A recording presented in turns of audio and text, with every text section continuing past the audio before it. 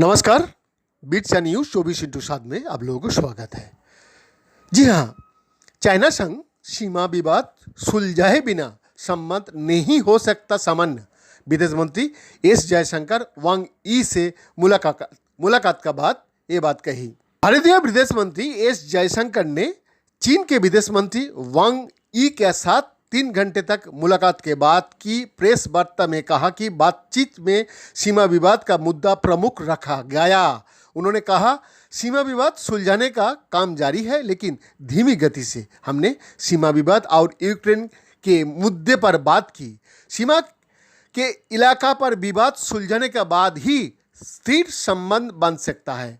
मैंने चीन के विदेश मंत्री को सच्चाई से अवगत करा दिया है, जो राष्ट्रीय भावना के अनुकूल है। मैंने उन्हें बताया है कि चीन को लेकर भारत में क्या भावनाएं हैं। भारत चीन के साथ स्थिर संबंध चाहता है, लेकिन चीन के साथ संबंध में रिश्ता सीमा विवाद सुलझाने के बाद ही आ सकता है। विदेश मंत्री ने कहा कि अंतर्राष्ट्रीय संबंध संयुक्त राष्ट्र के अंतर्राष्ट्रीय कानून के अनुकूल ही होना चाहिए। चीन और भारत के संबंध पर बोलते हुए उन्होंने कहा कि आपसी सम्मान संबंधों में जरूरी है। उन्होंने कहा कि मौजूदा स्थिति में एक तरफा बदलाव नहीं होना चाहिए। हमने यूक्रेन का मुद्दे पर अपने विचार साझा किए, लेकिन ये भी कहा कि बातचीत और कूटनीति से ये मुद्दा सुलझ सकता है। सीज़फायर तुरंत होना चाहिए। दोनों विदेश मंत्री आज सुबह करीब 11 बजे दिल्ली में मिले। लद्दाख में भारत चीन के बीच LAC पर हुए हिंसक झड़पे के बाद दोनों देश का बीच ये चीन का किसी अधिकारी की पहले उच्च स्तरीय भारत यात्रा है। चीन का विदेश मंत्री वांग ई एक अघोषित दौर पर बीती रात भारत पहुंचे।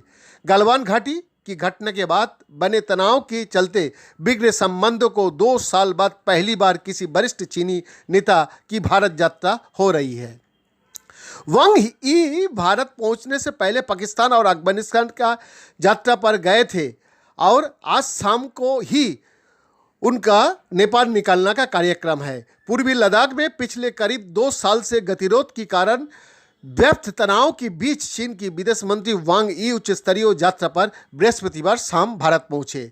वांग ई जो भारत आने से पहले पाकिस्तान और अफगानिस्तान की यात्रा पर थे, वो आज शाम नेपाल यात्रा पर निकलेंगे। चीन का विदेश मंत्री की इस यात्रा के दोनों पक्ष की ओर से गुप्त रखा गया था। दोनों पक्ष ने कोई आधिकारिक घोषणा नहीं की थी।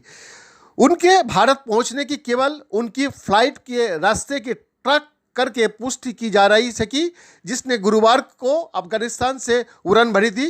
रॉयटर्स के मुताबिक वांग ई कमर्शियल एयरपोर्ट से बाहर निकलने का बाद पास ही मौजूद डिफेंस फैसिलिटी से जहां अधिकतर विदेशी मेहमान उतरता है, वहां उतरे। बैद्यनाथ दास का रिपोर्ट, बीट्स न्यूज़ 24/7।